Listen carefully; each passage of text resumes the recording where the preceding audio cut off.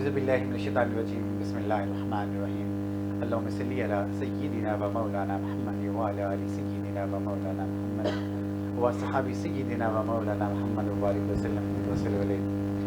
نبی پاک علیہ السلام کا گھرانا بڑی شان والا، نبی پاک علیہ السلام کے گھرانے کے کیا کہنے، جو دین آج ہم تک پہنچا ہے، اس دین کو پہنچانے کے لیے نبی پاک علیہ السلام کے عظیم الشان جو اس گھرانے کے ایک ایک جو فرد تھا، اس نے عظیم الشان قربانی کی ایسی لازوال داستانیں ہمارے سامنے رکھی ہیں کہ جو قیامت تک ان کی کوئی مثال نہیں ملتی۔ نبی پاک علیہ السلام نے جب آج سے 1400 سال پہلے اس دین اسلام کا پرچار کیا، اس دین اسلام کی تبلیغ شروع کی، تو نبی پاک علیہ السلام کی جانسارہ نے، صحابہ نے، نبی پاک علیہ السلام کے غلامہ نے، مصطفیٰ صلی اللہ علیہ وسلم نے جب نبی پاک علیہ السلام سے یہ عہد فرمایا کہ چاہے جو کچھ بھی ہو جائے آقا، ہم آپ کا دامن کبھی بھی نہیں چھوڑیں گے، وہ اس لیے کہ جو چھوڑنا چاہے بھی تو وہ پھر بھی نہیں چھوڑ سکتا تھا۔ نبی پاک علیہ السلام کی محبت ان کے سینوں میں اس طرح رچ بس گئی تھی کہ ان کے وہ اگر چاہتے بھی نبی پاک علیہ السلام سے الگ ہونا، وہ پھر بھی الگ نہیں ہو سکتے تھے۔ اس کی بڑی وجہ یہ تھی کہ نبی پاک علیہ السلام کا وہ اعلیٰ ضرب تھا، نبی پاک علیہ السلام کے وہ اسوہ حسنہ تھا، نبی پاک علیہ السلام کے اعلیٰ اخلاق تھے کہ جن کی وجہ سے نبی پاک علیہ السلام نے لوگوں کے دلوں پہ نبی پاک علیہ السلام نے گھر کر لیا۔ دین اسلام کی وہ مٹھاس تھی کہ جو نبی پاک علیہ السلام لائے تھے، نبی پاک علیہ السلام کے جو ماننے والے جو اس وقت تھے وہ آج بھی ہیں، نبی پاک علیہ السلام کے اس دین کو ماننے والے وہ اس وقت بھی جس پیار محبت کے ساتھ نبی پاک علیہ السلام کے ساتھ چل رہے تھے، نبی پاک علیہ السلام کا دین سنبھالنے والے آج بھی موجود ہیں۔ آج بھی جب نبی پاک علیہ السلام کی حرمت کی باری آتی ہے، جو شان مصطفیٰ صلی اللہ علیہ وسلم کا ذکر آتا ہے، تو ہزاروں لوگ اپنے جانیں اپنے ہتھیلی پہ رکھتے ہیں اور قربان کرنے کے لیے تیار ہو جاتے ہیں۔ اس کی کیا وجہ تھی، اس کا کیا فسانہ تھا؟ اس کی وجہ یہ تھی کہ نبی پاک علیہ السلام جو دین لائے ہیں وہ دین حق ہے، اور نبی پاک علیہ السلام نے جس دین حق کا پرچار کیا، جو نبی پاک علیہ السلام جس دین حق کی تبلیغ کی، وہ ایسا دین ہے کہ جو اس سے پہلے جتنے بھی ادیان تھے ان سب سے منفرد تھا۔ اس کا جو بہترین جو پہلو تھا نبی پاک علیہ السلام کی خود ذات گرامی تھی کہ نبی آقا صلی اللہ علیہ وآلہ وسلم ابھی بھی بچپن میں تھے تو نبی پاک علیہ السلام کو صادق گرامین کا لقب دیا گیا تھا کہ نبی پاک علیہ السلام اپنے تو اپنے ان کے جو پرائے بھی تھے، جو ان کے جانی دشمن بھی تھے، وہ بھی اس بات پہ ماننے پہ مجبور تھے کہ نبی پاک علیہ السلام صادق گرامین ہیں کہ وہ السلام جو بات کہتے ہیں وہ کبھی جھوٹ ہو ہی نہیں سکتی، وہ کبھی غلط پہ ہمارے سب کے دلوں پہ آتی ہے، ہم سب کے ذہنوں میں آتی ہے۔ انسان وہ اگر اسلام قبول کیوں نہیں کیا انہوں نے، وہ جب اتنا نبی پاک علیہ السلام کو مانتے تھے، صادق امین مانتے تھے، نبی پاک علیہ السلام پر ان کو کوئی شبہ نہیں تھا، کوئی شک نہیں تھا، کوئی شک کی گنجائش بھی نہیں تھی اور ہونے بھی نہیں ہے، لیکن اس کے باوجود وہ اسلام کیوں نہیں لائے؟ تو اس کی ایک سادہ سی مثال یہ ہے کہ نبی پاک علیہ السلام نے خود یہ فرمایا کہ اللہ تبارک تعالیٰ فرماتا ہے کہ ہم نے ان کے دلوں پہ مہر لگا دی ہے، اور جو راز پہ جو آنے والے جو لوگ ہیں وہ ہر کوئی نہیں ہو سکتا، صرف وہ لوگ ہو سکتے ہیں کہ جو گنے چنے لوگ ہوتے ہیں، جو گنتی کے جو لوگ ہوتے ہیں، جن کو رب کائنات رحمت کی نگاہ سے دیکھتا ہے، جس کے اوپر نبی پاک علیہ السلام کی رحم کی جو نگاہ کرم ہو جاتی ہے، تو وہ دین اسلام کی طرف آتا ہے، ہر کوئی نہیں آتا۔ نبی پاک علیہ السلام کے جو چچا تھے وہ ان کے بے شمار ایسے بھی لوگ تھے کہ جو ان کے ساتھ مل کے نبی پاک علیہ السلام کے اذیت پہنچاتے تھے، نقصان پہنچاتے تھے، لیکن وہ اسلام نہیں قبول کیا انہوں نے۔ لیکن وہ محبت کا ہی انداز تھا کہ جو ابو جہل جس کے بارے میں کہا جاتا ہے کہ جو سب جہلیت کا جو باپ تھا، کہ جب نبی پاک علیہ السلام اس دنیا میں تشریف لائے تھے، ابو جہل کے تمہارے گھر میں بھتیجا آیا ہے، تو اس نے اس انگلی کے ساتھ جو اشارہ کیا تھا، جس علماء نے یہ خوشخبری سنائی تھی، تو اس خاتون کو اس نے آزاد کر دیا تھا۔ تو اس حد تک کہ ان سے محبت تھی، اس حد تک ان سے عقیدت تھی، وہ مانتے تھے، لیکن اپنی چودراہٹ کے بل بوتے پہ اور اپنی اس مستی کے بل بوتے پہ، اپنے اس غرور کے بل بوتے پہ وہ یہ چاہتے تھے کہ اگر ہم نے اپنے بھتیجے کا دین اگر ہم نے ایکسیپٹ کر لیا، قبول کیا، پھر ہماری توہین ہوگی۔ تو یہ ایک ایسی چیز ہے کہ جو اللہ تبارک تعالیٰ عنایت فرماتا ہے۔ آج ہم مسلمان ہیں، اللہ تعالیٰ کے لاکھ لاکھ شکر ہے کہ ہم مسلمان ہیں، اور ہم سب سے عظیم شکر یہ ہے کہ اللہ تبارک تعالیٰ مسلمان نہ صرف پیدا کیا بلکہ محمد مصطفیٰ صلی اللہ علیہ وسلم کی اس عظیم شان امت سے پیدا کیا، جس امت پہ یہاں پہ آنے والے اور اس امت کا دعوے دار ہونے والی، اس امت کا حصہ بننے کے لیے انبیاء علیہ السلام نے دعائیں کی ہیں، لیکن ہم وہ خوش نصیب لوگ ہیں۔ لیکن ساتھ ساتھ ہم یہ دیکھتے ہیں کہ یہ دین حق جو ہم تک پہنچا ہے، یہ ایسے نہیں پہنچا، ہمیں تو اپنے ماؤں کی گود میں کلمہ نصیب ہوا، ہمیں جب اپنی آنکھیں کھولی ہیں تو ہم ایک مسلمان گھرانے میں تھے. ہمیں تو اسلام بہت آسانی سے ملتا ہے کہ ہم یہ سوچتے ہیں کہ ہمیں اسلام، کیونکہ ہمیشہ اس چیز کی قدر ہوتی ہے کہ جس کے اوپر انسان کی محنت ہوتی ہے، جس کے اوپر انسان نے اپنے جانوں کا نذرانہ دیا ہوتا ہے، جس کے اوپر انسان نے قربانیاں دی ہوتی ہیں. لیکن یہ دین حق جب ہم تک پہنچا ہے، ہم نے بہت آسانیوں کے ساتھ اس کا بلا بھی دیا ہے. کبھی جی چاہتا ہے کہ ہم اس کو مانتے ہیں، جی چاہتا ہے تو ہم اس کو اگنور کرتے ہیں. ہم نے دین میں پک اینڈ چوز رکھا ہے. دین کی وہ تمام کی تمام ایسی چیزیں جو ہمارے لیے آسانی ہیں، جو ہمارے لیے فائدہ مند ہیں، ہم ان کو آج اختیار کیا ہوا ہے. اور وہ چیزیں جو دین ہمیں نہیں سکھاتا، وہ چیزیں جو دین ہمیں منع کرتا ہے، جو دین ہمیں جن چیز سے روکتا ہے، ہمیں ان چیزیں اگر ہمیں اپنے لیے ہمیں بہتر لگتی ہے، ہم ان کو اڈاپٹ کرتے ہیں، اپنی زندگی میں ان کو داخل کرتے ہیں، ہم ان کو مانتے ہیں. اور جو دین ہمیں سکھاتا ہم ان کو اجتناب کرتے ہیں. ہم نے جو آج جس دین میں ہم زندگی گزار رہے ہیں، ہم نے اس کو اپنا ساختہ بنا رکھا ہے. ہم یہ چاہتے ہیں کہ دین ہمارے مطابق یہاں پہ چلے، ورنہ لیکن ایسی بات بالکل بھی نہیں ہے، کیونکہ دین حق ہے، یہ اسلام ہے. اور اسلام نبی پاک علیہ السلام آئے سے جو 1400 سال پہلے جو دین چھوڑا تھا اسی کے مطابق ہے. جو دین اسلام کا جو دائرہ ہے، جو اسلام کا جو دائرہ ہے، جو نبی پاک علیہ السلام نے جو اس کے جو حدود جو قیود جو انہوں نے تعین کیے ہیں، ہم جب اس کے مطابق زندگی گزاریں گے تو فلم میں حقیقی معنوں میں ہماری کامیابی ہے. تو جناب جب بات آتی ہے قربانی کی، بات آتی ہے کہ کسی چیز کو ہم تک پہنچانے کے لیے کتنی قربانی دی گئیں، کیا کیا تحریکیں چلیں. تو اس میں سب سے پہلے ذکر آتا ہے کہ آج محرم الحرام کی جو ٹرانسمیشن اب تک پہنچائی جاتی ہے. اب تو آپ نے یہ بھی دیکھو گا، ہم سب دیکھتے ہیں کہ جو محرم الحرام کی یہ ٹرانسمیشن ہے، جب بھی محرم کا مہینہ شروع ہوتا ہے تو ہمیں امام علیہ السلام کی یاد آتی ہے. ہم ان کی عظیم شان قربانی کا یہاں پہ ذکر کرتے ہیں، تذکرے کرتے ہیں، محافل سجاتے ہیں، اور ان کے جو قول اقوال ہوتے ہیں، جو ان کی عظیم شان شہادتیں ہیں، جو انہوں نے اپنے جانساروں کے ساتھ مل کے اپنی فیملی کو اور کنبے قبیلے کے ساتھ مل کے پیش کی ہیں، اسلام کی خاطر پیش کی ہیں، ان کا ذکر کرتے ہیں اور اپنے دلوں کو منور کرتے ہیں. اسی سلسلے میں آج کی یہ بھی بیٹھک ہے، آج کا یہ بھی پروگرام ہے. مجھے کہتے ہیں محمد اجاز بشیر اور JN ٹیلی ویژن نیٹ ورک کی خصوصی محرم الحرام کی یہ ٹرانسمیشن آپ دیکھ رہے ہیں، براہ راست ٹرانسمیشن دیکھ رہے ہیں. اور آج کی اس محفل کی جو رونق بنے ہیں، سب سے پہلے میں آپ کو تعارف کراتا چلوں. ہمارے ساتھ جناب حضرت علامہ، بہت ہمارے دلوں کے قریب ہیں، بہت ہمارے محسن ہیں. میرے مراد حضرت علامہ مفتی سید واجد علی شاہ صاحب گردیزی ہمارے ساتھ. السلام علیکم شاہ صاحب. شاہ صاحب کیسے ہیں آپ؟ اللہ تعالیٰ آپ کو دائرین کی خوشیاں عطا فرمائے. اور ہمارے لیے سعادت کی بات ہے کہ اہل بیت سے اور جو سادات کرام سے جو عظیم الشان شخصیت ہمارے درمیان تشریف فرمائے، ہم اس کو فخر محسوس کرتے ہیں، ہم آپ کو شکریہ ادا کرتے ہیں. اللہ تعالیٰ خوشیاں عطا فرمائے. ہمارے ساتھ ہیں جناب حضرت علامہ مفتی غلام محی الدین صاحب. السلام علیکم سر کیسے ہیں آپ؟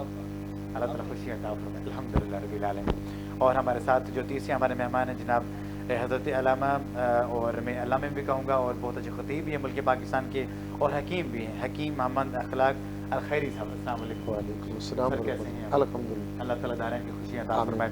آپ تینوں مہمان یہاں پہ تشریف لائے ہیں، اور آپ کا میں تہ دل سے شکر گزار ہوں، اور آپ میں پورے ٹیم کی جانب سے شکر گزار ہوں اور خوش آمدید کرتا ہوں. سب سے پہلے جاتے ہیں، ہمارے ساتھ ہیں واجد شاہ صاحب گردیزی صاحب. شاہ جی آپ سے شروع کریں گے کیونکہ آپ کا کیا مہینہ ہے اور ہم آپ کے قدموں کی خاک ہیں. جناب بتائیں کہ عظمت اہل بیت قرآن پاک کی روشنی میں قرآن مجید کیا کہتا ہے کہ عظمت جو اہل بیت ہے وہ کیا ہے؟ بسم اللہ الرحمن الرحیم. قال اللہ تبارک و تعالی فی القرآن المجید والفرقان الحمید انما یرید اللہ لیذهب عنکم الرجس اہل البیت ویطہرکم تطہیرا. سبحان اللہ.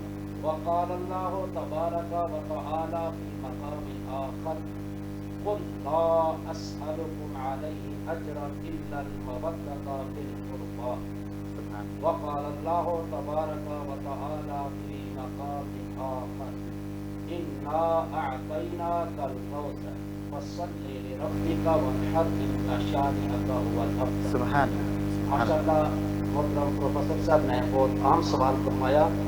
تو قرآن مجید فرقان حمید کی صرف یہی چند مشہور و معروف آیہ مقدسہ نہیں اہل بیت رسول کی شان میں، بلکہ قرآن کو گہری نظر سے پڑھنے والا، قرآن کا مطالعہ رکھنے والا، قرآن کو سمجھنے والا جانتا ہے کہ ویسے ہی نبی محترم صلی اللہ علیہ وآلہ وسلم نے اپنی ظاہری حیات کے آخری ایام میں یہ ایسے ہی نہیں فرمایا تھا کہ لوگوں میں ان قریب اس ظاہری دنیا کو چھوڑنے والا ہوں، لیکن اس سے پہلے تمہیں دو اہم چیزیں، دو اہم چیز مضبوط چیزیں، دو بھاری چیزیں، دو مقدس چیزیں دے کے جا رہا ہوں. اگر ان دونوں کو تھامے رکھا تو میں محمد تمہیں گارنٹی دے رہا ہوں کبھی گمراہ نہ ہو سکو گے. سبحان اللہ. تو اب حضور رحمت عالم صلی اللہ علیہ وآلہ وسلم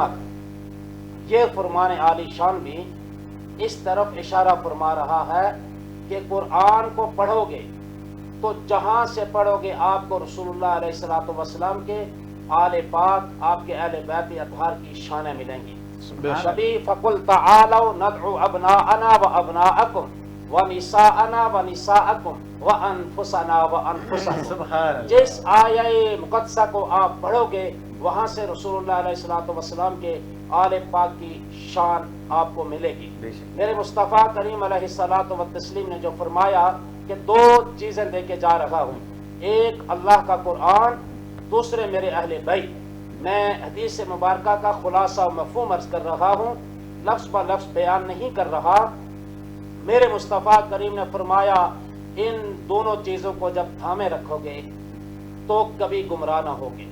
کسی نے قرآن کو پکڑا، اہل بیت کو چھوڑ دیا، گویا اس حدیث رسول کی روشنی میں وہ بھی گمراہی کے راستے پر ہے. کسی نے اہل بیت رسول کے نعرے تو لگائے لیکن قرآن کو چھوڑ دیا، گویا وہ بھی حق کو پا نہ سکا. اس لیے کہ میرے مصطفیٰ کریم نے دونوں کے لیے ارشاد فرمایا یہ کبھی آپ اس میں جدا نہ ہوں گے حتیٰ کہ حوض کوثر پر یہ دونوں اکٹھے آ کر مجھ سے ملاقات کریں گے. سبحان اللہ. دوسری بات، جب قبلہ تاریخ کربلا پہ جی جی. نظر پڑی تو اب پتہ چلا کہ قرآن اور اہل بیت ہر دور میں لازم و ملزوم کیوں ہیں بے شک. اور دونوں اکٹھے کیوں ہیں. حوض کوثر پر بھی دونوں کیوں اکٹھے ملیں گے. کربلا کی تاریخ، پیارے حسین علیہ السلام جب قرآن کے معانی کو بدلا جانے لگا، جب قرآن کے مفاہیم کو بدلا جانے لگا، جی.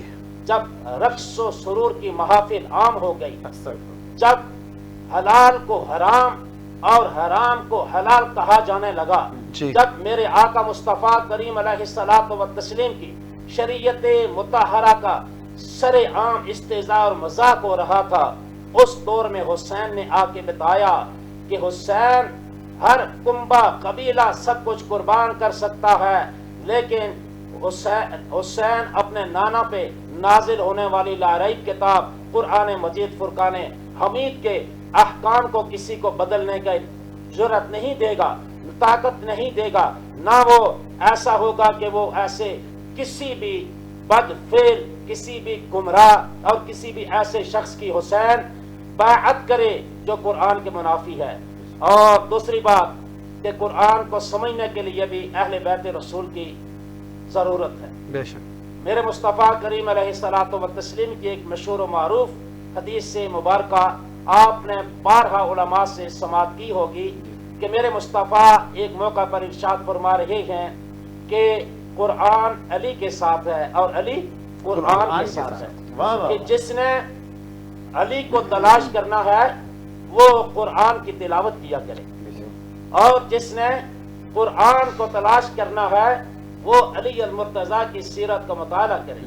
بے شک. اور ایک روایت میں یہ بھی آتا ہے کہ جناب علی المرتضیٰ کرم اللہ تعالی وجہ الکریم، قرآن کے ساتھ ان کا کتنا گہرا ربط تھا، کتنی محبت تھی کہ آپ سواری مبارک کے ایک طرف اپنا قدم مبارک رکھتے تو تلاوت قرآن شروع فرماتے، دوسری طرف رکھنے سے پہلے قرآن کی تلاوت سبحان اللہ. پہنچایا کرتے. سبحان اللہ. تو قرآن اور اہل اللہ. بیت کا آپس سبحان میں ربط، ان کا تعلق.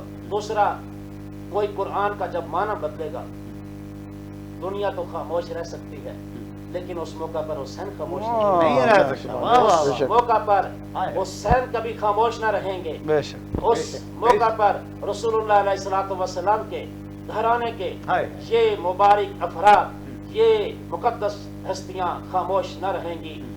اور پیارے حسین نے کربلا کے تپتے صحرا میں بھی ثابت کیا کہ لوگوں، جس قرآن نے ہم آل رسول کی شانوں کو بیان کیا، ہم اس کو بچانا بھی اور نو کے نیزہ اس کی تلاوت کرنا بھی جانتے ہیں۔ میرے مصطفیٰ کریم علیہ الصلوۃ والتسلیم نے اپنے اہل بیت کی مثال دی کشتی نوح کی طرح، کہ جس طرح جو افراد اس میں سوار ہوئے، یہ بڑی عام بات ہے قبلہ، کہ جو لوگ اس کشتی نوح میں سوار ہوئے وہ تو ہلاک اور برباد ہونے سے بچ گئے، وہ تباہی سے بچ گئے، گویا فلاح اور کامیابی کا راستہ انہوں نے اپنایا۔ لیکن جو اس کشتی نوح سے پیچھے رہ گئے وہ ہلاک ہو گئے، وہ برباد ہو گئے، وہ تباہ ہو گئے۔ بظاہر ان کی نمازیں ہوں، بظاہر ان کے حج ہوں، ان کی زکاتیں ہوں، ان کے ماتھے پہ محراب بھی ہوں، لیکن حضور رحمت عالم صلی اللہ علیہ وآلہ وسلم کے اس ارشاد گرامی کی روشنی میں جس نے اہل بیت کو چھوڑ کے نماز پڑھی وہ نماز قابل قبول نہیں ہے۔ جس نے رسول اللہ علیہ الصلوۃ والسلام کے اہل بیت کو چھوڑ کے قرآن کو پڑھا وہ قرآن حلق سے نیچے نہ اترے گا، وہ تلاوت اس سے کام نہ آئے گی۔ اس لیے کہ میرے مصطفیٰ کریم نے یہاں واضح فرما دیا کہ جو ان سے وابستہ رہا وہ کامیاب رہا، دنیا میں بھی اور آخرت میں بھی وہ کامیاب و کامران ہوا، سرخرو ہوا۔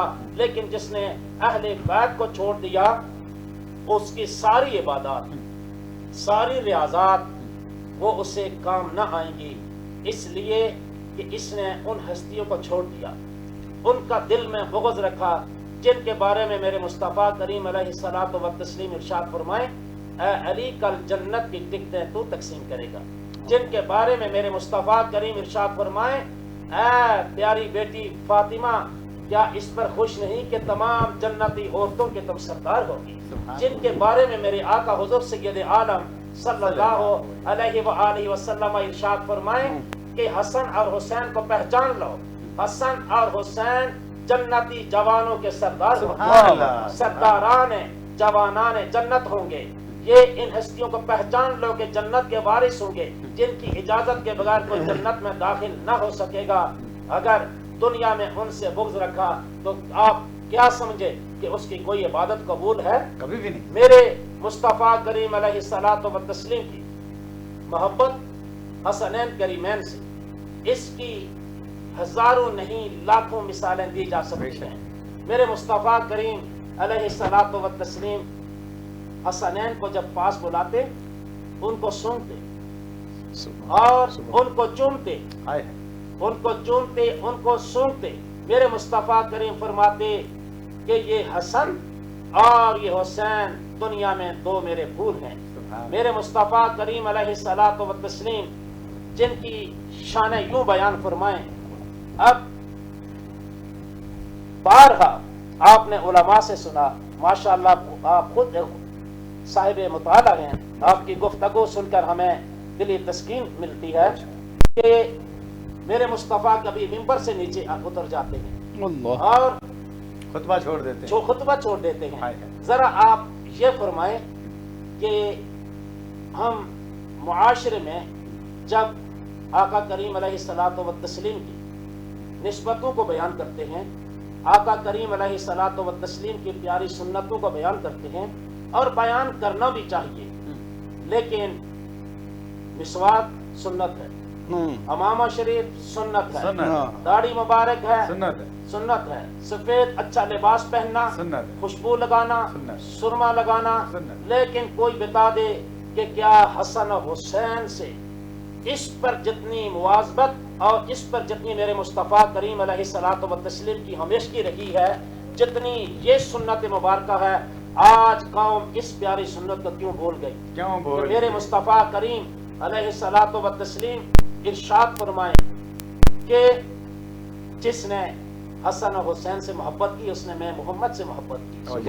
حسن و حسین کی محبت کو رسول کائنات شاف روز جزا صلی اللہ علیہ وآلہ وسلم اپنی محبت قرار دے رہے ہیں، اور حسنین کریمین طیبین طاہرین شہیدین آپ کے بغض کو میرے مصطفیٰ کریم ارشاد فرما رہے ہیں، لوگوں بس یہ قاعدہ، یہ کلیہ اور یہ اصول یاد رکھنا کہ جو حسن و حسین سے بغض رکھنے والا ہو وہ کتنا ہی عشق رسول کے دعوے کرے تم سمجھ جاؤ کہ وہ میں محمد سے بغض رکھ رہا ہے، وہ دل سے میرے ساتھ صاف نہیں ہے، پاک نہیں ہے۔ اور میرا تو یہ عقیدہ ہے، میری ایک جو سوچ ہے، فکر ہے کہ مسلمانوں میں کوئی شخص بھی رسول اللہ علیہ الصلوۃ والسلام کے پاکیزہ گھرانے کے ساتھ بغض نہیں رکھ سکتا۔ بغض رکھ سکتے ہیں تو یہودی رکھ سکتے ہیں جن کا نقصان ہوا ہے، وہ یہود بغض رکھ سکتے ہیں، اسلام دشمن عناصر رسول اور آل رسول و اصحاب رسول سے بغض رکھ سکتے ہیں۔ جس نے محمد رسول اللہ صلی اللہ علیہ وآلہ وسلم کا کلمہ پڑھا اور ان کی شفاعت کا حقدار ہے، میں تو سوچ بھی نہیں سکتا کہ وہ بندہ وہ تحریراً تقریراً کسی بھی لحاظ سے رسول اللہ علیہ الصلوۃ والسلام کے خاندان کی توہین کر سکے۔ بہت خوبصورت باتیں شاہ صاحب نے ہمارے سامنے رکھی اور ہمارے ایمان کو تازہ کیا، ہمارے ایمان کو تقویت پہنچانے والی گفتگو آپ نے، سبحان اللہ۔ اور جو بھی یہاں پہ دیکھنے والے سننے والے ہیں، یقیناً جس طرح میں محسوس ہو رہا تھا، میں بار بار یہ سوچ رہا تھا کہ شاہ صاحب بولتے رہیں، میں سنتا رہوں، کیونکہ ایک تو ماشاء اللہ آپ خود ہی سعادات فیملی سے ہیں اور آپ کا یہاں پہ تشریف لانا ہی ہمارے لیے باعث رحمت اور باعث برکت ہے اور کسی اعزاز سے کم بل کر بھی نہیں ہے، کیونکہ نبی پاک علیہ السلام کی یہ بھی حدیث مبارکہ میں مدد بار یہ بھی وارد ہوا ہے کہ نبی پاک علیہ السلام نے یہ بھی فرمایا کہ آپ کی اس وقت تک انسان کی کوئی عبادت قبول ہی نہیں ہوتی کہ جب تک وہ مجھ سے ہو کے اور میرے اہل بیت سے ہو کے آگے تک نہ جائے۔ مراد یہ ہے کہ جس دل میں حب محمد صلی اللہ علیہ وسلم نہیں ہوگا، اطاعت محمد مصطفیٰ صلی اللہ علیہ وسلم نہیں ہوگی، اور جس دل میں نبی پاک علیہ السلام کے آل کے بارے میں پیار محبت نہیں ہوگی، تو سمجھ لیں کہ وہ عبادت قبول ہی نہیں ہوتی ہے۔ شاہ صاحب نے بہت خوبصورت بات کہی کہ چاہے ہم اپنے ماتھا رگڑ رگڑ کے محراب کیوں نہ بنا لیں، ہم حج کر کے مطلب یہ کہ اپنے آپ کو تھکا کیوں نہ لیں، عبادتوں میں دن رات صرف کیوں نہ کر لیں، قرآن مجید ہزاروں کے اعتبار سے کیوں نہ پڑھیں، لیکن جو گلی جو راستہ میرے محمد عربی صلی اللہ علیہ وسلم اور آل محمد صلی اللہ علیہ وسلم کی اس گلی سے گزرتا ہے، اس شہر سے گزرتا ہے، وہ محبت سے گزرتا ہے، اگر ہم گزر کے نہیں جائیں گے تو ہماری نہ کوئی عبادت قبول ہوگی، نہ ہماری کوئی ریاضت قبول ہوگی، نہ ہمارے صدقات قبول ہوگی، نہ ہماری تلاوت قرآن مجید قبول ہوگی۔ بہت پیاری گفتگو کی آپ نے۔ تو جناب کیونکہ ابھی رمضان محرم رام کی اس خصوصی ٹرانسمیشن میں ہمارے ساتھ ہمیشہ کی طرح مفتی غلام محی الدین صاحب جو ہمیشہ یہاں پہ جو ان کا جو بیان ہوتا ہے اور اسپیشلی جو ان کا خطبہ ہوتا ہے، جو ان کی مرکبت ہوتی ہے، ان کا انداز ہوتا ہے، سب سننے والے یہ چاہیں گے کہ مرکبت سے اس کا یہاں پہ آغاز کیا جائے، کسی نعت سے اس کا آغاز کیا جائے اور محبت اہل بیت اور جو اسلاف اہل سنت اس کے بارے میں آپ کی۔ اعوذ باللہ من الشیطان الرجیم، بسم اللہ الرحمن الرحیم، اللہم صلی علی محمد وعلی آل محمد وبارک وسلم وصلی علیہ۔ درود پاک میں نے پڑھ دیا ہے اور جس کے بارے میں اللہ پاک کا ارشاد ہے، اعوذ باللہ من الشیطان الرجیم، ان اللہ وملائکتہ یصلون علی النبی یا ایھا الذین آمنوا صلوا علیہ وسلموا تسلیما، محمد وعلی آل محمد وبارک وسلم۔ اللہ عز و جل نے ارشاد فرمایا کہ اللہ اور اس کے فرشتے نبی پر درود بھیجتے ہیں، اس لیے اے ایمان والو تم بھی میرے نبی پر درود بھیجو اور خوب خوب سلام پڑھو۔ سبحان اللہ۔ ترمذی شریف کی روایت ہے، مستدرک میں امام حاکم نے بھی اسے لکھا ہے کہ آقا علیہ الصلوۃ والسلام کے صحابہ حضور کے پاس پہنچے اور عرض کی، یا قد علمنا فکیف نصلی، قد علمنا یا رسول اللہ ہم جانتے ہیں، فکیف نصلی علیک کہ آپ، ہم جانتے ہیں کہ آپ پر سلام کیسے پڑھا جائے، یہ ہمیں معلوم ہے، یہ ہمیں پتہ ہے، قد علمنا کیف نسلم علیک، یا رسول اللہ ہمیں معلوم ہے کہ آپ پر سلام کیسے پڑھا جائے گا۔ نماز میں پڑھتے ہیں السلام علیکہ ایھا النبی، جس طرح ہم پڑھتے ہیں یا نبی سلام علیکہ، یا رسول سلام علیکہ، فکیف نصلی علیک، یا رسول اللہ درود کیسے پڑھا جائے۔ حالانکہ وہ صحابہ عرب میں رہنے والے تھے اور عربی صیغوں سے آشنا تھے، درود وہ بھی نماز میں پڑھتے تھے اور صیغوں سے بھی آشنا تھے کہ کیسے ایسے پڑھا جائے، ایسے پڑھا جائے، لیکن صحابہ نے بھی حضور علیہ الصلوۃ والسلام کی بارگاہ میں عرض کی کہ یا رسول اللہ درود جس طرح آپ سکھائیں گے ویسے ہم پڑھیں گے۔ سبحان اللہ. اچھا اللہ تعالیٰ نے بھی ارشاد فرمایا کہ میرے نبی پر درود بھیجو، اور ایمان والوں کے لیے بھی کہا کہ تم بھی میرے نبی پر درود بھیجو، درود پڑھو. ٹھیک ہے، تو بات ختم ہو گئی تھی بھائی درود حضور کی ذات کے لیے پڑھنا ہے تو اللہم صلی علی محمد، بات ختم ہو گئی. لیکن آقا علیہ الصلوۃ والسلام نے جو تعلیم فرمائی ہے، جو ارشاد فرمایا ہے، وہ حکم یہ ہے کہ اللہم صلی علی، نبی علیہ الصلوۃ والسلام کا ارشاد ہے اور صحابہ کو تعلیم دی ہے کہ درود کیسے پڑھنا ہے. اللہم صلی علی محمد وعلی آل محمد. اور فرمایا کہ صحابہ سے فرمایا کہ درود دم کٹا یا نامکمل درود نہ پڑھا کرو. یا رسول اللہ نامکمل درود کیسے ہے؟ فرمایا جب کوئی درود صرف ذات محمد پہ ختم ہو جائے اور آل کا تذکرہ نہ کیا جائے تو وہ درود مکمل نہیں ہوتا. درود مکمل تب ہوگا جب تم مجھ محمد عربی پر درود پڑھ رہے ہوگے تو میری آل پر بھی درود بھیجو. سبحان اللہ. کیا خوبصورت نقطہ ہے. حضرت امام شافعی رحمۃ اللہ تعالی علیہ کا شعر ہے بڑا زبردست. آپ فرماتے ہیں یا اہل بیت رسول اللہ حبکم سبحان فرض اللہ. من اللہ فی القرآن انزلہ سبحان اللہ. کما کم من عظیم القدر انکم من لم یصلی علیکم لا صلاۃ لہ. واہ واہ واہ. حضرت امام شافعی رحمۃ اللہ تعالی علیہ فرماتے ہیں کہ اے اہل بیت مصطفیٰ تمہاری عظمتوں کے کیا کہنے، تمہاری عظمتیں کوئی مولوی بیان کرے اس کی وسعت ہی کیا ہے. کوئی خطیب کہے کہ میں عظمت اہل بیت بیان کرتا ہوں، یہ اس کی محتاج اللہ نے نہیں جو ہے نا تمہاری محبت کو چھوڑا ہے. تمہاری عظمتوں کے کیا کہنے کہ تمہاری عظمتیں خود اللہ قرآن میں بیان فرما رہا ہے اور تمہاری شان میں اللہ نے آیات نازل فرمائی ہیں. ٹھیک ہے، تو ایک بندہ یہ اس کسی کے لیے اعزاز ہوتا ہے کہ میری جو ہے نا تعریف میں کلمے پروفیسر اعجاز صاحب کہہ رہے ہیں، قبلہ پیر سید واجد علی شاہ صاحب گردیزی کہہ رہے ہیں، فلاں پیر صاحب کہہ رہے ہیں، فلاں مولوی صاحب کہہ رہے ہیں، فلاں خطیب صاحب کہہ رہے ہیں، فلاں ادیب صاحب، فلاں جو ہے نا شاعر نے میرے لیے جو ہے نا قصیدے لکھے ہیں، تعریف کی ہے، فلاں فلاں جو ہے نا قصائد بیان کیے ہیں. کسی کے قصیدے کسی بندے نے کیے ہیں، کسی مولوی نے، کسی پیر نے، کسی جو ہے نا چیلے چمچے نے، کسی مرید نے کیے ہیں، لیکن آل بیت اطہار کی یہ عظمت و شان ہے کہ ان کے قصیدے اللہ نے قرآن میں بیان فرمائے. سبحان اللہ سبحان اللہ. واہ واہ واہ. ان کی پاکی کے تذکرے اللہ نے قرآن میں بیان فرمائے ہیں. اور یہ بھی امام شافعی رحمۃ اللہ تعالی علیہ، امام شافعی کے نزدیک درود پاک نماز میں پڑھنا واجب ہے، اور آپ فرماتے ہیں کہ اس سے بڑی جو ہے نا عظمت اور کسی کہاں ہو سکتی ہے؟ کس کی ہو سکتی ہے اس سے بڑی کی عظمت کہ جب تک نمازی نماز میں آپ پر درود نہ پڑے اس کی نماز ہی مکمل نہیں ہوتی. ٹھیک ہے، نماز جیسی عظیم عبادت، عظیم و شان میں عبادت. اچھا ایسا اہتمام اللہ تعالیٰ نے فرمایا ہے منکر اہل بیت کے لیے. کلمہ پڑھ کے اگر حضور کی اہل بیت کا بغضی ہو تو اللہ تعالیٰ نے کیسا اہتمام فرمایا ہے کہ نماز پڑھے گا تو بے شک جتنا بغض کر لے، لیکن میں نے آل محمد کی عظمتیں تجھ سے بیان کروانی ہیں. اگر گوڑے سیدھے کر کے نہ پڑھے تو گوڑے تڑوا کے تجھ سے پڑھاؤں گا مصطفیٰ کی آل. اگر تو سیدھے طریقے سے نہیں ہوگی، سیدھی انگلی سے نہ نکلے تو ٹیڑھی کر کے نکالی جاتی ہے.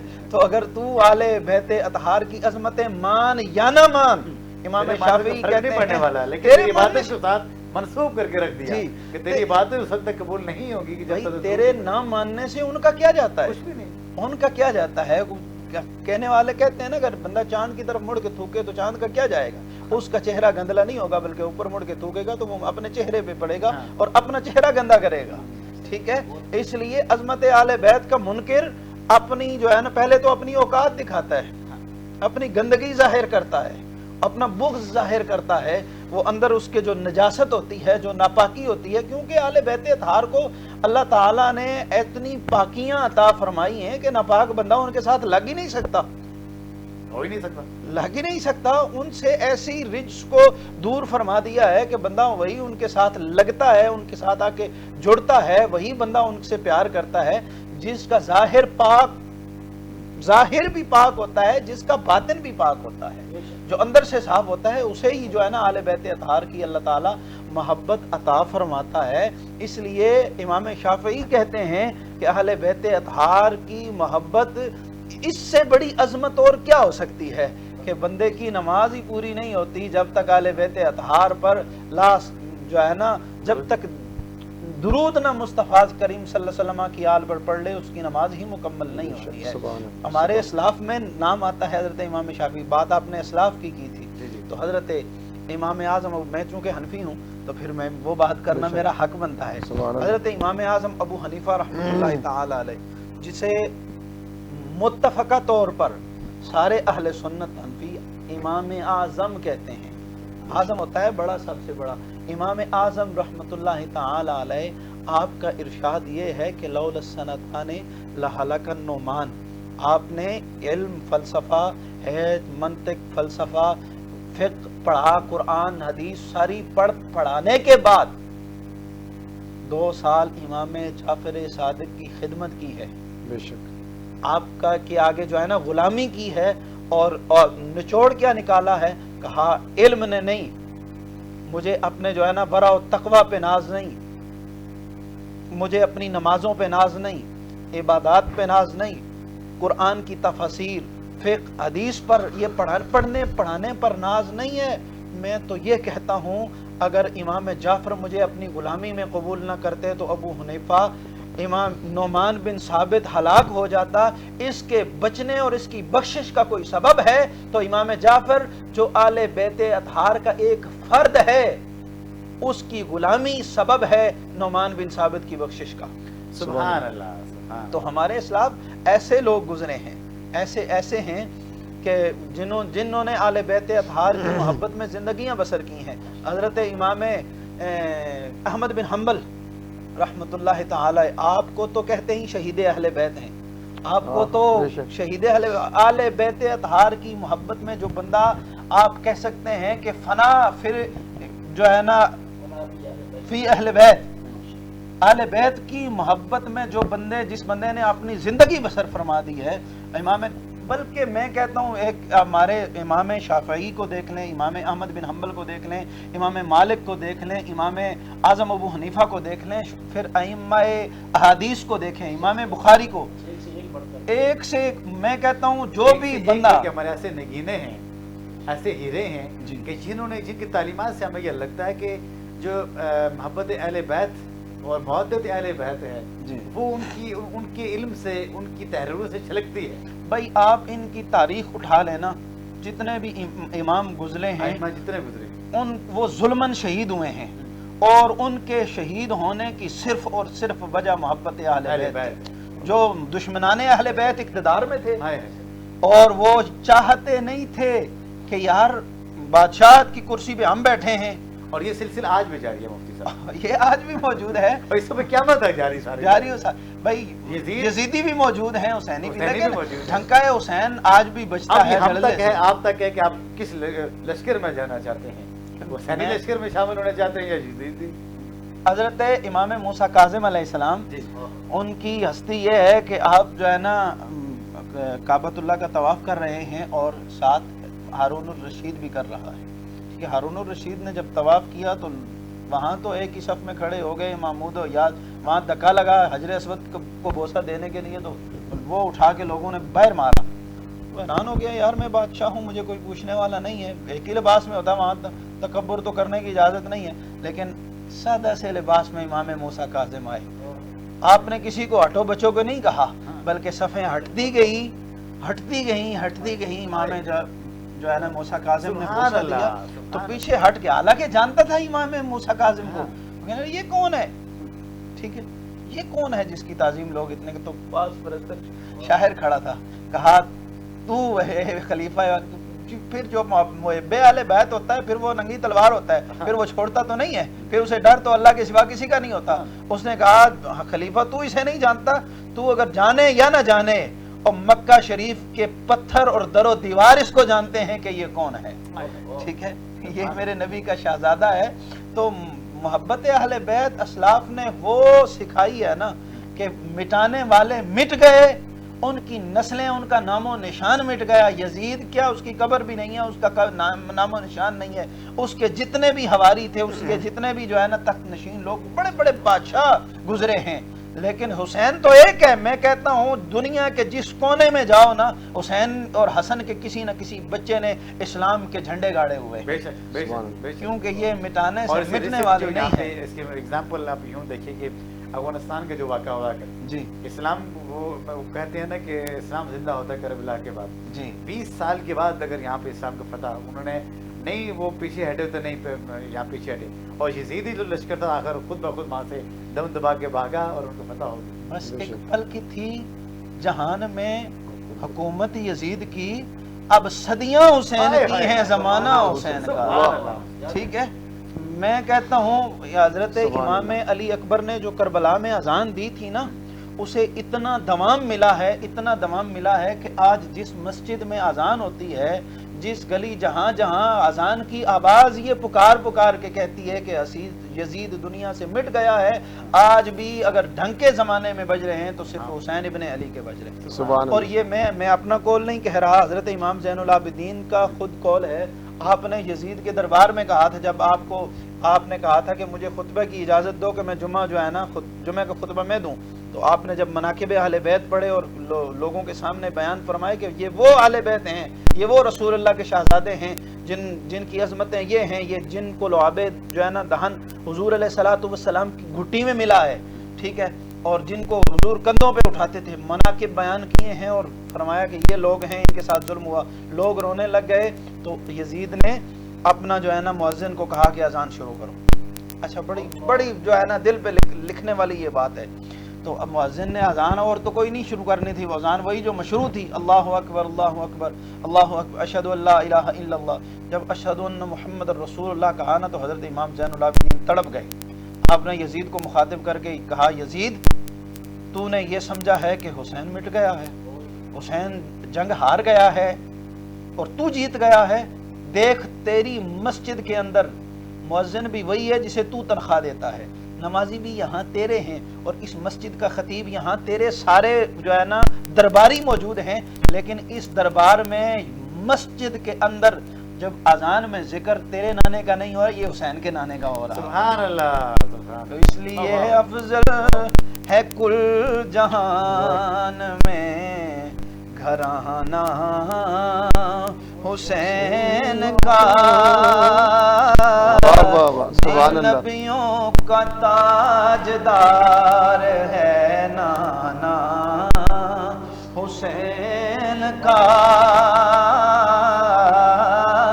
نبیوں کا تاجدار ہے نانا حسین کا. بھائی کسی کی کو جو ہے نا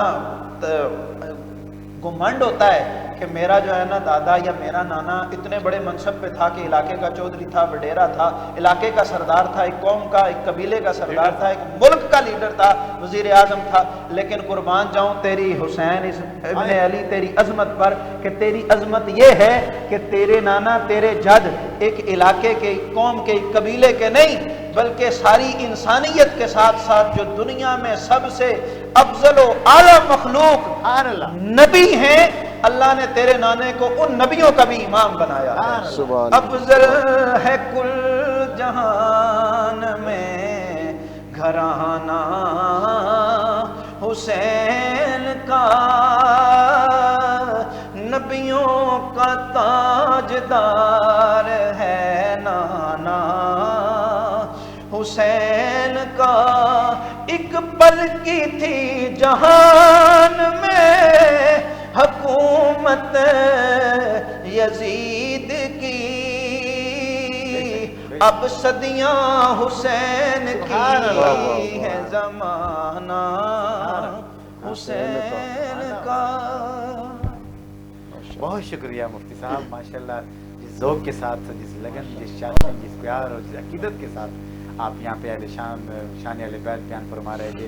اللہ تعالیٰ آپ کو یہ شوق یہ ذوق قبول فرمائے اور اس کا قائم دائم رکھے، تعصب ہے تک قائم دائم رکھے۔ اللہ تعالیٰ آپ کی آنے والی نسلوں کو اللہ تعالیٰ غلام علیہ مصطفیٰ صلی اللہ علیہ وسلم کے اوپر، غلام مصطفیٰ صلی اللہ علیہ وسلم کے اوپر قائم بند رکھے۔ بہت شکریہ۔ اور ہمارے ساتھ ہیں جناب حکیم محمد اخلاق الخیری صاحب، ان سے پوچھیں گے کہ امام حسین پاک کی سیرت پر آپ روشنی ڈالیں۔ بسم اللہ الرحمن الرحیم، اللہم صلی علی محمد وعلی آل محمد۔ بہت شکریہ، آپ نے بہت خوبصورت موضوع اور اس ماہ مکرم میں چھیڑا ہوا ہے۔ یہ وہ حسین اور پردرد موضوع ہے کہ جس پر بہت کچھ لکھا جا چکا، بہت کچھ کہا جا چکا، بہت کچھ بیان ہو چکا ہے، لیکن جتنا کچھ کہا گیا ہے، جتنا کچھ بیان ہوا ہے، یہ سارے کا سارا حرف اول کی حیثیت رکھتا ہے۔ اور اسلام کا یہی تو ایک حسین اور پردرد باب ہے کہ جسے بیان کرنے کے لیے فلسفیوں کا فلسفہ فیل، نکتہ دروں کی نکتہ دانی معذور، اور خطیبوں کا جوش خطابت بے معنی۔ بھلا وہ جو بسم اللہ کی با کا نکتہ ہو، اس کی ذات کے نکتے کو کون سمجھ سکتا ہے؟ اور قرآن جن کا مدح سرا ہو، حضور قرآن جن کا مدح سرا ہو، اور آیت تطہیر جنہیں اللہ کی بارگاہ سے عطا ہوئی ہو، جبریل نے جن کا جھولا جھلایا ہو، فرشتوں نے جن کے گھر آ کر چکی چلائی ہو، حوروں نے جن کی شان میں قصیدے پڑھے ہوں، اور غلمان نے جن کی راہوں میں پھول بکھیرے ہوں، ان کی عظمت، شان، مقام، مرتبہ ایک مجھ جیسا حقیر اور فقیر اور ایک ناکارہ انسان کیسے بیان کر سکتا ہے کہ وہ حسین ابن علی۔ میں یہاں سے بات شروع کروں گا کہ آئین مشیت کا شناسہ ایسا، جس کے قدموں میں ہو کوثر وہ پیاسا ایسا، کیوں فخر سے جھومے نہ رسول عربی، تقدیر سے ملتا ہے نواسا ایسا، جس کی عظمت، شان، مقام، مرتبہ یہ ہے کہ وہ دوش رسالت پہ سواری کرتا رہا، وہ امام الانبیاء کے کندھوں پہ سواری کرتا رہا۔ وہ حسین ابن علی، اس کا مقام مرتبہ کوئی کیا بیان کر سکتا ہے؟ اور میرے آقا میرے مولا حسین ابن علی علیہ السلام کا نام صبح قیامت تک زندہ تابندہ رہے گا۔ اس کی یہ وجہ ایک نہیں ہے کہ آپ نواسہ رسول ہیں، یا آپ جگر گوشہ بطول ہیں، یا آپ نور نگاہ علی ہیں۔ یقیناً نواسہ رسول ہونا بہت بڑی سعادت مندی ہے، جگر گوشہ بطول ہونا یہ بھی بہت عرفہ اور اعلیٰ مقام ہے، اور نور نگاہ علی ہونا تو اس مقام کا کیا کہنا۔ لیکن امام علی مقام امام حسین کا نام اس لیے زندہ رہے گا کہ اس کی ہمت پر علی شیر خدا کو ناز ہے، اس نواسے پر محمد مصطفیٰ کو ناز ہے۔ سجدے تو سب نے کیے، اس کا نیا انداز ہے، اس نے وہ سجدہ کیا جس پر خدا کو ناز ہے۔ اور ناز ہو بھی کیوں نہ، سجدہ فرش والے بھی کرتے ہیں، سجدہ عرش والے بھی کرتے ہیں، سجدہ زمین والے بھی کرتے ہیں، آسمان والے بھی کرتے ہیں۔ لیکن پروفیسر صاحب، جنت کی پرکیف فضاؤں میں سجدہ کرنا یہ کوئی مشکل کام نہیں ہے۔ مسجد کے ممبروں پہ بیٹھ کر اللہ اللہ کرنا یہ بہت آسان ہے، اور اس طرح کے بند حجروں میں بیٹھ کر ذکر خدا اور ذکر مصطفیٰ کرنا یہ کوئی مشکل کام نہیں ہے۔ لیکن شبیہ مصطفیٰ جیسا حسین و جمیل 18 سال کا جوان علی اکبر کے لاشہ پاک پر گھوڑے دوڑتے دیکھ کر، معصوم علی اصغر کے حلق میں تیر پوست ہوتا دیکھ کر، اور اون و محمد کی تڑپتی لاشوں کو دیکھ کر، کربل کے تپتے ہوئے صحرا پر اپنے جسم اطہر پر سینکڑوں زخم کھانے کے بعد تپتی ہوئی ریت پر سجدہ کرنا یہ حسین ابن علی کا کام۔ سبحان اللہ۔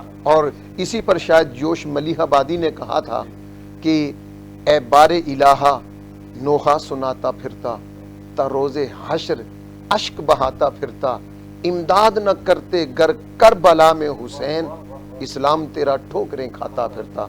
آج اسلام اپنے قدموں پہ کھڑا ہے، آج اسلام اپنی قوت کے ساتھ اگر موجود ہے، آج اگر مسجدیں آباد ہیں، محراب و منبر آباد ہیں، آج مسجدوں سے صدائے اللہ اکبر آ رہی ہے، تو یہ میرے آقا حسین ابن علی کی اس سجدے کا صدقہ ہے، اس تلاوت قرآن کا صدقہ ہے کہ جو سر اقدس کٹا ہوا ہے لیکن پھر بھی قرآن کی تلاوت جاری ہے. یہ حسین ابن علی کا کام ہے. شاید اسی پہ کسی نے کہا تھا کہ جھکانا چاہا تھا جس سر کو شام والوں نے شکست دیکھیے کہ اسی سر کو اٹھا کے چلے. حسین حد ہی نہیں تیرے انتقام کی، لفظ یزید کو گالی سے بدتر بنا دیا. تو میرے مولا حسین کی پوری زندگی طہارت اور پاکیزگی کا ایک عملی نمونہ ہے. اس پر کیا کہا جائے؟ ان کی زندگی کا بچپن، لڑکپن، جوانی اور کربل تک اور وہ ان آخری لمحات تک وہ طہارت کا ایک عملی نمونہ ہے کہ جو ایک ایک لمحہ اللہ رب العالمین کی یاد میں بسر ہوا ہے. صبح و شام، دن ہے، راتیں ہیں، صرف ایک ہی ہے کہ وہ اللہ رب العالمین کی بندگی. اور پھر آل محمد سے بڑھ کر کون اللہ رب العالمین کی عبادت کر سکتا ہے کہ جن کے گھر قرآن نازل ہوا ہے، جن کی بارگاہ کے ولی منگتے ہیں اور ائمہ جن کے گھر کا پانی بھرتے ہیں. ان کی عظمت اور شان میں یہاں پر آپ نے بارہا سنا ہے، ہمارے علماء بیان کرتے ہیں. ایک چھوٹی سی بات میں آپ کی خدمت میں اور اپنے ناظرین کی خدمت میں پیش کرنا چاہوں گا کہ غالباً مفتی صاحب میرے ساتھ اور قبلہ شاہ صاحب تشریف فرمائیں. غالباً نماز عصر کا وقت تھا کہ امام الانبیاء مسجد میں اپنی میں نماز پڑھا رہے ہیں، امامت فرما رہے ہیں. تو امام حسین عالم بچپن میں آئے کھیلتے ہوئے، حضور کے دوش مبارک پہ سوار ہو گئے اور زلف معمبر سے کھیلنا شروع کیا. اللہ رب العالمین نے عرش سے جبریل کو فرمایا کہ جبریل جلدی جاؤ، جا کر میرے محبوب کو کہو کہ سجدے کو طویل کر دو. جب تک حسین اپنی مرضی سے آپ کی دوش سے نیچے نہیں اترے گا آپ سجدے سے سر نہیں اٹھا سکتے. سبحان اللہ. عبادت ہے اللہ کی، سجدہ اللہ کو کیا جا رہا ہے، لیکن حسین اپنی مرضی سے اگر دوش اقدس پہ سوار ہے تو رب العالمین نے سجدے کو طول دینے کا حکم دیا ہے. اب دیکھیے لکھنے والے یہ لکھتے ہیں کہ جبریل حضور کے پاس بیٹھے ہیں، حضور سجدے میں سر رکھے ہوئے ہیں. اب حضور کی توجہ ہے جبریل کی طرف کہ جبریل کب اللہ کا پیغام دیتا ہے اور میں سجدے کو اختتام کروں. جبریل اللہ کو دیکھ رہے ہیں کہ اللہ کب مجھے کہے گا، اور اللہ رب العالمین حسین کو دیکھ رہا ہے کہ حسین کب اترے گا. تو حسین پاک جب اتریں گے تو اللہ اپنے محبوب سے کہے گا کہ ہاں اب اپنے سجدے کو اختتام بخشو. تو حسین ابن علی کی سیرت آج ہمیں یہ پکار کر کہہ رہی ہے، آج ہمیں دستک دے رہی ہے اور ہماری جبین دل پہ یہ دستک دے رہی ہے کہ آج مسجدوں سے جب صدائے اللہ اکبر بلند ہونا تو پھر حسین کی محبت کا تقاضا یہ ہے کہ پھر سارے کام چھوڑ کر مسجدوں میں آ جاؤ، اللہ کی بارگاہ میں سر جھکاؤ کہ اپنے جسم نازنین پر سینکڑوں زخم کھانے کے بعد بھی جس نے کربل کی تپتی ہوئی صحرا میں سجدہ کر کے اپنے نانے کی امت کو بتا دیا تھا کہ اس طرح دین بچایا جاتا ہے اور اس طرح اللہ کے حکم تعمیل کی جاتی ہے. بہت شکریہ ماشاءاللہ. حکیم صاحب نے بہت مدبرانہ اور فلسفیانہ انداز سے ماشاءاللہ اپنے جو آپ نے ہمارے سامنے شان امام حسین امام پاک بیان کی ہے.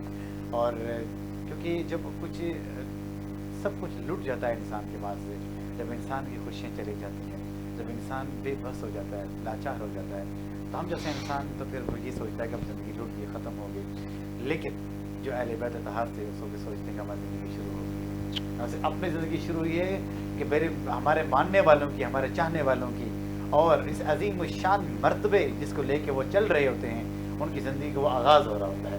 جہاں پہ ہماری سوچوں کی انتہا ہو رہی ہوتی ہے وہاں پہ ان کی سوچوں کی ابتدا ہو رہی ہوتی ہے.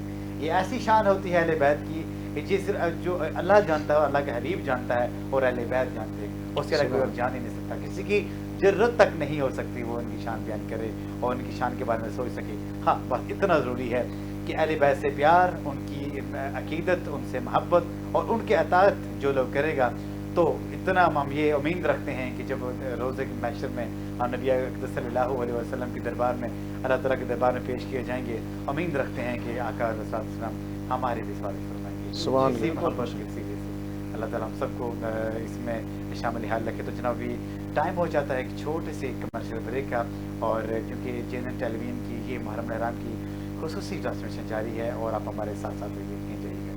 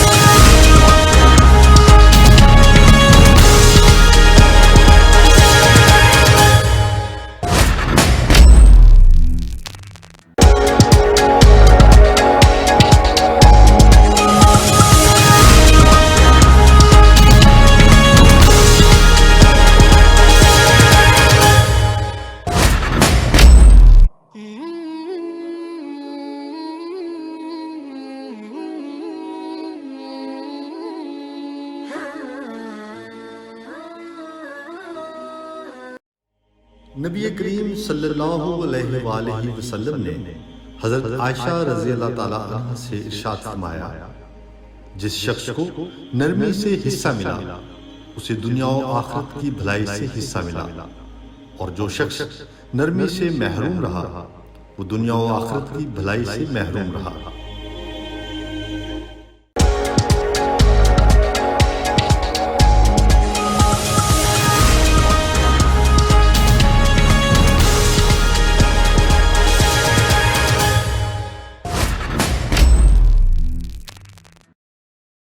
کوئی بھی فیصلہ لینے سے پہلے 100 بار سوچ لو، لیکن جب فیصلہ لے لو اس پر ڈٹ جاؤ۔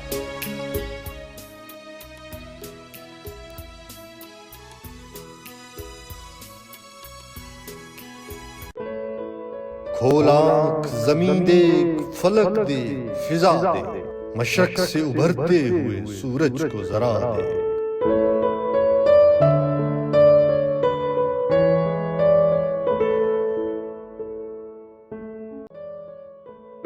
میں تجھ کو بتاتا ہوں تقدیر امم کیا ہے، شمشیر و سنا اول، طاؤس و رباب آخر۔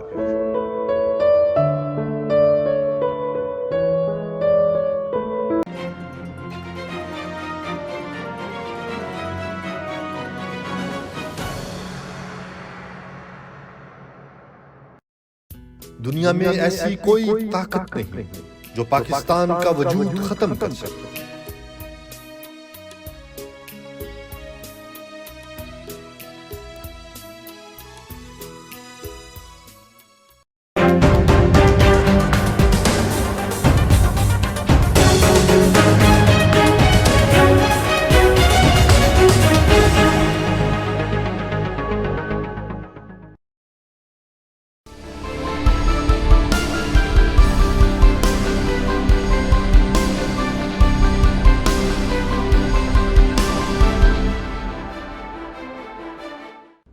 امید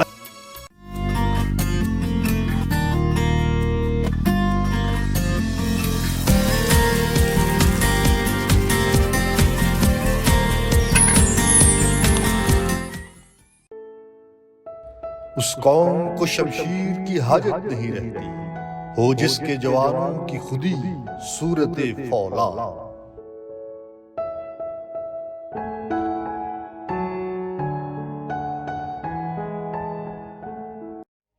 جس شخص نے اللہ کے لیے اس شان سے حج کیا کہ نہ کوئی فحش بات ہوئی اور نہ ہی کوئی گناہ، تو وہ گناہوں سے پاک ہو کر اس دن کی طرح واپس ہوگا جیسے اس کی ماں نے اسے جنم دیا تھا۔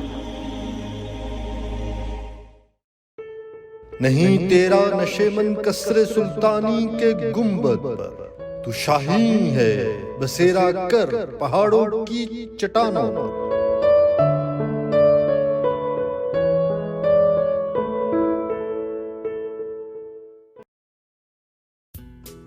یقین، نظم و ضبط اور بے لوث لگن کے ساتھ دنیا کی کوئی ایسی چیز نہیں جو حاصل نہیں۔ اگر جھک جانے یعنی عاجزی اختیار کرنے سے تمہاری عزت گھٹ جائے تو قیامت کے دن مجھ سے لے لینا۔ خدا نے آج تک اس قوم کی حالت نہیں بدلی، نہ ہو خیال جسے آپ اپنی حالت کے بدلنے کا۔